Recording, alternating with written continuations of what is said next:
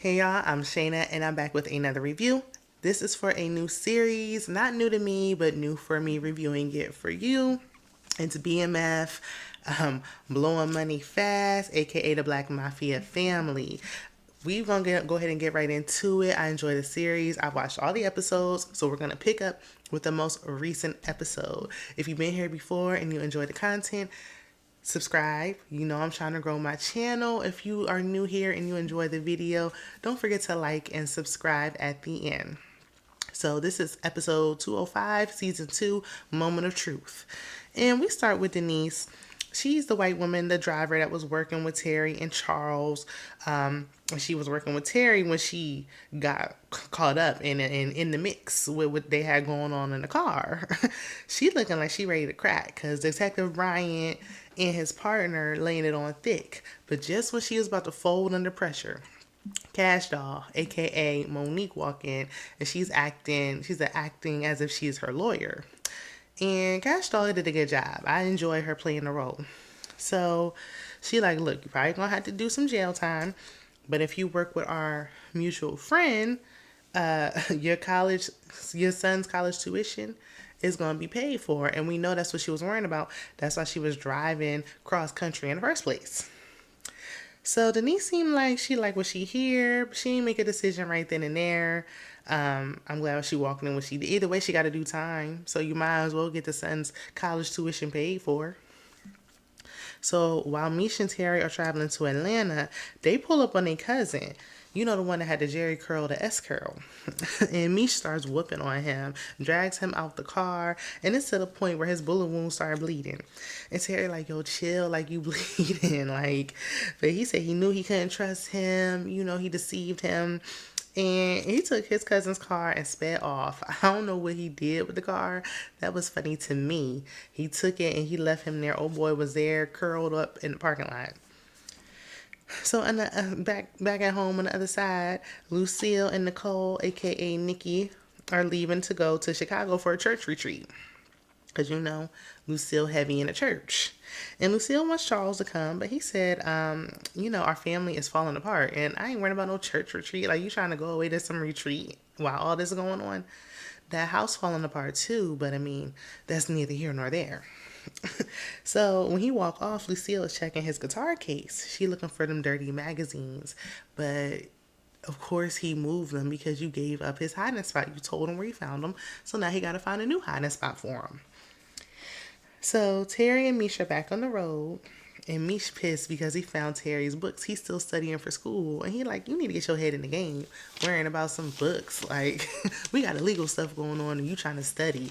He worrying about Denise. Is she going to fold under pressure or not? So we see Lamar and he back to terrorizing the streets again. Walking up in the fast food restaurants. Taking people's they chains and they money. I ain't gonna lie to you. Even I was a little scared of him.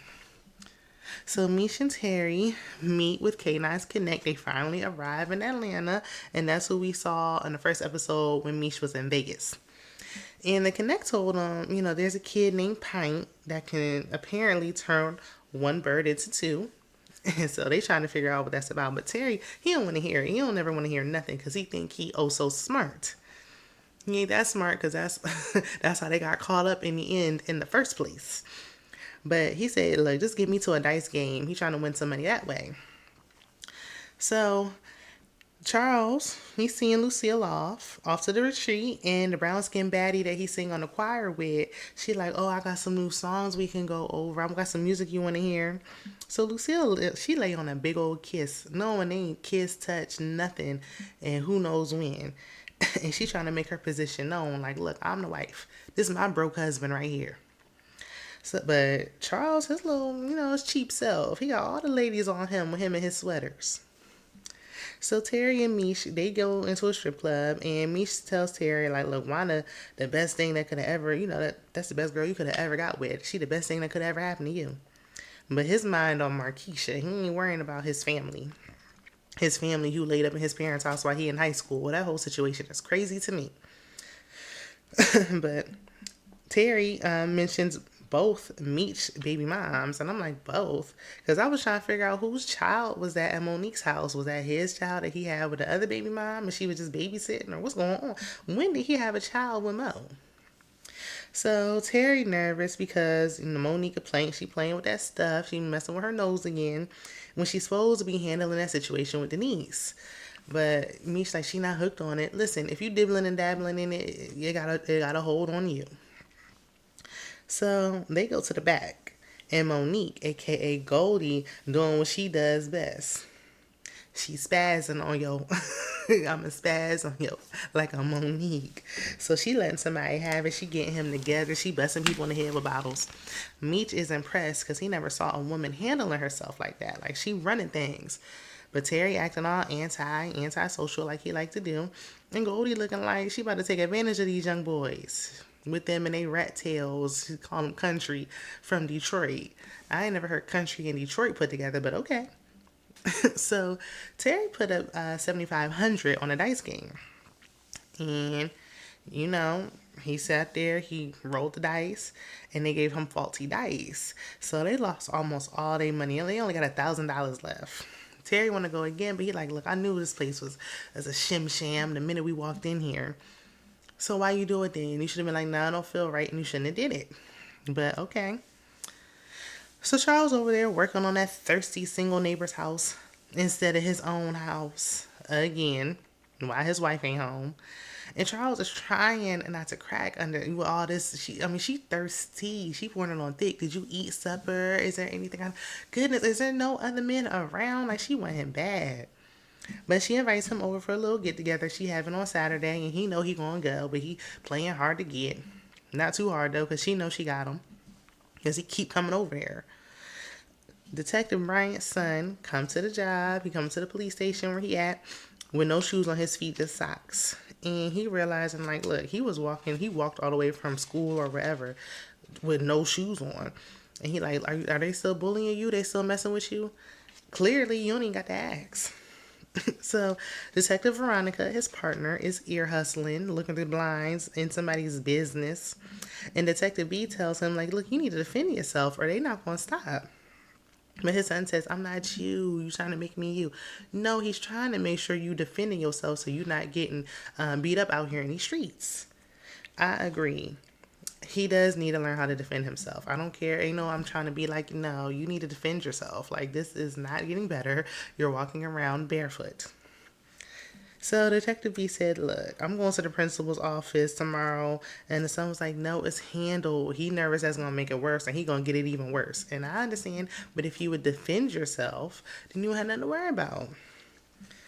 So Lamar, his friend, the one who, works at the funeral home or wherever, they still sitting there terrorizing the streets. Lamar getting free food at the fast food joint. And the friend like, I don't get nothing. Now Lamar know he should have got his boy some food because his boy been looking out for him. But he was like, look, taking people's money and stuff is all good and all, but I'm looking for some real love. Like, not what you be over there doing, but I want that real thing. I want that old thing back. I want to spin the block one time.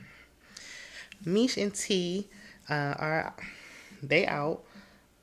And they just sitting there broke, sharing a sandwich. Like, they down bad right now. But Meech is convinced that G.O.D. wants them to be kingpins. Like, he put it on them. And that's what they said. That's what they meant to do. This is their calling. I said, what now? Okay. So, in the next scene, Detective Bryant and his son try to talk to the principal, but she not interested. She like, put it on, make a schedule. Y'all got to make an appointment. I got stuff to do. So he like, y'all not going to protect my son? The boy was walking around with no shoes. I'm like, come on. And the principal was like, okay, well, Kevin, is this true? Are you being bullied? And she looking, but then right when she asked him, the bullies come around the corner. There's 3 of them. And so he don't want to say nothing. Kevin don't want to speak. So Detective B, Detective B looked like he about to take matters into his own hands because now he see who it is. So Terry and Meech are out of college, most likely Clark, since they in Atlanta. And this low-key made me want to go to college in the 80s. Like, every time I see something about college in the 80s, particularly at HBCU. It looks like it was so much fun. Like, I felt like I was missing out. I missed my time. So they linking up with a fine brother. I forgot his name, but that man was fine. So it's a new possible connect. Um, so Monique calls Meech and tells him that Denise is gonna go ahead and take them up on her offer, but she need that money ASAP. They gotta get it to her before she change her mind. So at the police station, the chief lets everybody know, all the officers, like, look, Denise basically got away with minimal charges, and she hot because she like ain't nobody doing nothing now. I'm on the chopping block. I'm on the line now. So another detective confirms that K9's girlfriend is missing, and K9 is the suspect. She know K9 don't play, but homegirl said, look, I'm not going to stop thotting and bopping. I'm going to keep doing what I do. She ain't going to do it. She ain't do it for long because he got a hold of her. She was going to keep cheating so as long as she could. So afterwards, Veronica tells Detective B to get his head in the game. Like, you supposed to watch my back, my life. We're partners. My life on the line. You supposed to watch me. I'm supposed to watch you. So she slips up and lets him know that she was eavesdropping on his conversation with his son, which was not her place and none of her business. But she decides to tell her story about her sister who dealt with DV and lost her life at the hands of her boyfriend at the time. And because, her boyfriend was Caucasian, nobody would step up as a witness or anything, and he basically got away with it. So he listening to her, and he figuring out his mind, like, look, I know how I'm going to handle this bullying situation. So Lamar knocked on Monique's door, and she opened the door with the Uzi in her hand. Like, listen, what you want? And he said, look, I would never hurt you or Zoe. And she like, did you forget that you put your hands on me in front of my daughter? Like, you are tripping. And what you did to Meech. And he like, why are you defending him? I guess he don't know that they have a child together. Like, how long was he in that coma? So Lamar said, look, when his mom passed away, it really messed him up. She need to bring Zoe back home because she had to send Zoe away because she's scared now because he's showing up at her school. She just shut the door in his face.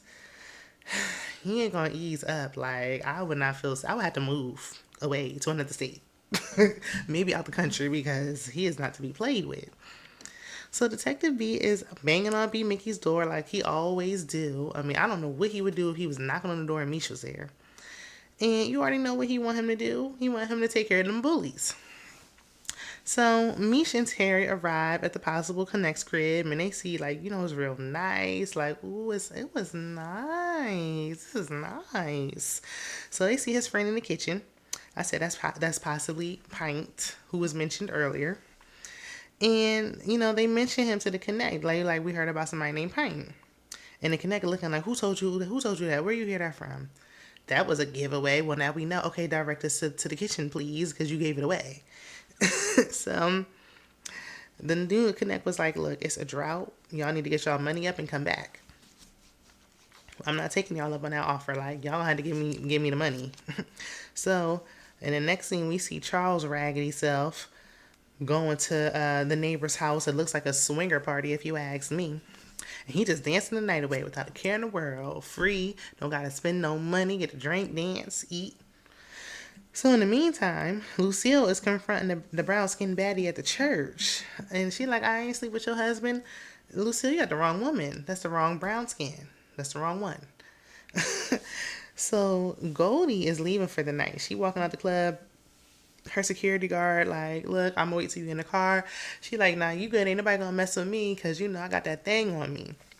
But as soon as he pulled off, Terry and Meech pulled up on her with them things, them pow-pows. And so she like, what y'all want? What y'all want? Some money? What y'all want? My purse?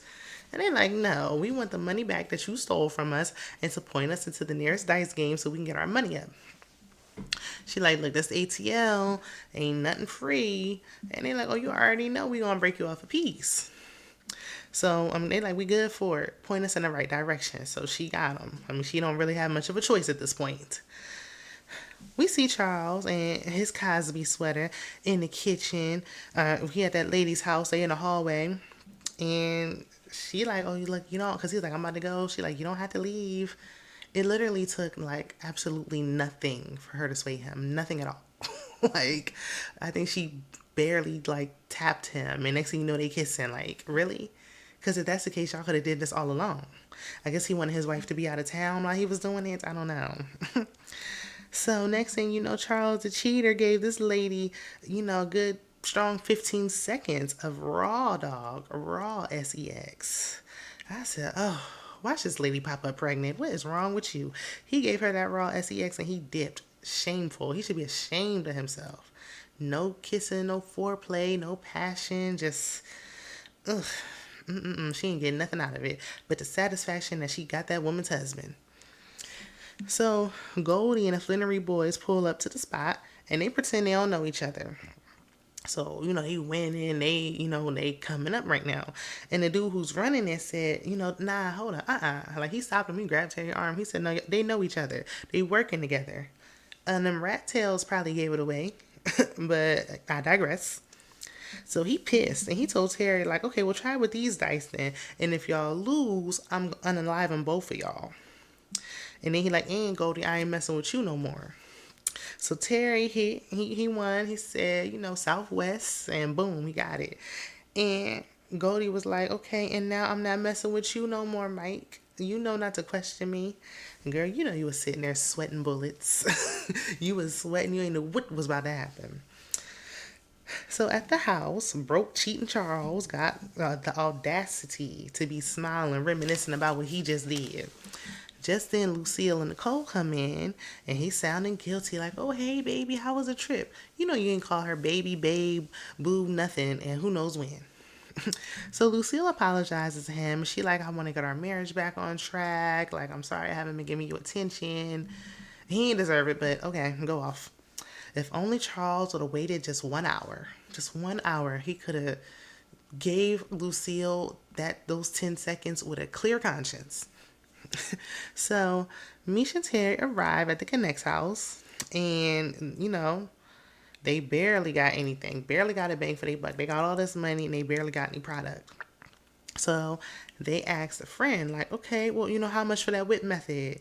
And he trying to act delusional, like, huh? What? Me? I'm just here. I was just baking in the kitchen. And they're like, come on now. We know what this is, Pint. And he was like, you know what? What I do is special, but for y'all, I'll give it to y'all for the price of a bird. So they talking it over. Meech like, T, you got to give up. You got to give up what you got. Like, why does Terry got to be the one? But okay. So, of course, we know they're going to do it. They don't really have many options right now, and it's the middle of a drought. So we see in the next scene, Dirty D Charles coming out the shower looking broke. But thank goodness he did shower beforehand. That's the least he could do since he didn't bother to put on a condom. Lucille got on her lingerie. It looked like the same lingerie that she bought from Sears with Nicole's credit card. Girl, you should be ashamed. And did they ever pay their credit card bill? So Charles gives Lucille the same 15 seconds. And it's just the nerve of it all for me. Like, he has the audacity, all the nerve in the world. She didn't even get nothing out of it. She just laying there looking flustered and frustrated because she done waited all this time and got nothing out of it and got to work the drive-thru in the morning. But whatever. So we see Big Mickey. He pull up on them young boys and he like, yo, leave Kevin alone. And the boy was like, what you want to do? It's 3 of us and 1 of you. Big Mickey just started whooping on him. He just started whooping on him. And the other 2 they was just standing there just looking. I said, his friends should be ashamed of themselves. You think you got a friend till you get in a situation and you realize the only back you got is yours. So they're going to leave him alone. We already know. Unless they want him to come around and start whooping on them again. Then Terry, we see they in Atlanta. They still at the Connect's house. I guess they slept there and had a nice hot shower and got some food to eat finally. And Terry said he back in 100%. If y'all thought B. Mickey was snitching before, he was supposed to be number 2. He was supposed to be second in command, number 2 in charge. And now he about to get knocked back down to wherever he was at before. So, what that mean for Meech? So, Lamar shows up to Meech and Terry's parents' house.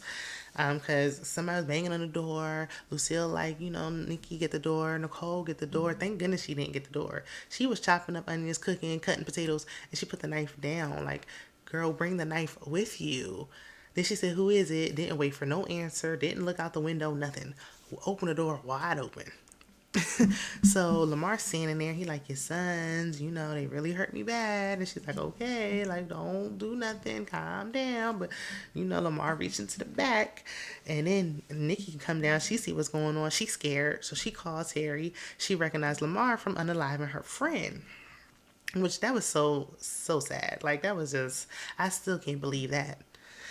So Lamar was getting ready to, pow, pow. But Lucille, she takes his hands and she starts praying. And I said, ooh, the power of prayer. Because Lamar ends up walking off. And she just standing in the door like she can't believe what happened. She holding her chest. Lock the door. Not that it would much matter for what he got, in his back pocket. But okay. But lock the door anyway. And that is where the episode ends. They're going to have to do something about Lamar. Like, how much longer can Lamar go around terrorizing these streets? Goodness. But let me know what y'all are thinking in the comments. If y'all want me to keep reviewing the show. If y'all do, like, subscribe, and I will see you in the next one. Bye.